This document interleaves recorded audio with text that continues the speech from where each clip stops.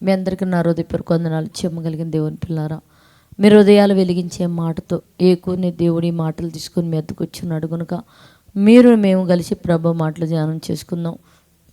ప్రభు మాటలు ధ్యానం చేసుకోబోయే ముందు రాత్రికాలం నుంచి మిమ్మల్ని, మీ కుటుంబాన్ని, మమ్మల్ని, సంఘాన్ని జ్ఞాపకం చేసుకొని ఎన్నో మేలులు, ఎన్నో ఉపకారాలు చేసి మనకు ఊపిరిని, జీవాన్ని దయచేసి ఆ మాటల చేత మన హృదయాన్ని వెలిగించే దేవునికి, మన ప్రభు, మన రక్షకుడైన యేసుక్రీస్తు వారి నామములో శిరస్సు వంచి వందనాలు, స్తుతులు తెలియచేసుకుంటూ, జీవగలిగిన దేవుని పిల్లారా, ఏ మాటల చేతైతే దేవుడు మన హృదయాలు వెలిగించాలనుకున్నాడో ఒకసారి ఆ మాటలను మనం చూడగలిగితే, మరి 2 కొరింథీయులకు రాసిన పత్రిక 9వ అధ్యాయము 13 వచ్చిన చివరి భాగంలో ఒక మాట రాయబడింది. దేవుని పిల్లారా, ఈ పరిచర్య మూలముగా మీ యోగ్యత కనపడినందున వారు దేవుని మహిమపరుస్తున్నారని చెప్తున్నాడు. అంటే ఇక్కడ సంఘములో ఉన్న వ్యక్తులను బట్టి దైవజనుడు ఏమి చెప్తున్నాడంటే, ఈ పరిచర్య మూలముగా మీ యోగ్యత కనపడింది. అంటే దేవుని పిల్లరా, ఒక ఏదన్నా ఊరిలో కానీ సంఘంలో కానీ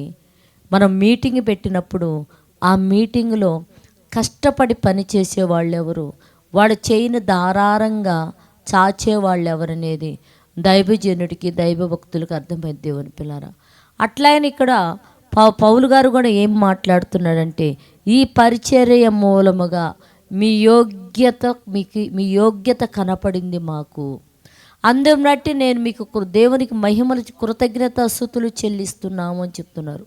అంటే ఏంటంట, మీ యోగ్య ప్రవర్తన బట్టి కనపడటం వలన దేవునికంట వాళ్ళు ఏం చేస్తున్నారంట, దేవుని మహిమ పరుస్తున్నారంట. దేవుని పిల్ల ఎందుకు ఇంత మంచి ఆత్మీయ సహోదరునిచ్చి ఇదిగో నీ పనులు చేయడానికి, సువార్త ప్రకటించడానికి, ఈ కార్యక్రమాలు ఇంత గొప్పగా జరగటానికి కారణం ఇదిగోనైనా వాళ్ళ యోగ్యమైన ప్రవర్తన, వాళ్ళు యోగ్యంగా ఇవ్వటం వలన, చేయి చాపటం వలన, వాళ్ళు పని చేయటం వలన ఈ పని ఇంత గొప్పగా జరుగుతుందంట.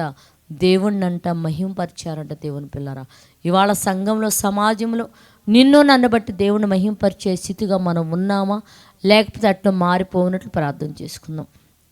పరిశుద్ధుడా, జీవము కలిగిన మా పరలోకపు తండ్రి, నయనాన్ని కృప కలిగిన నామానికి వందనాలు నైనా.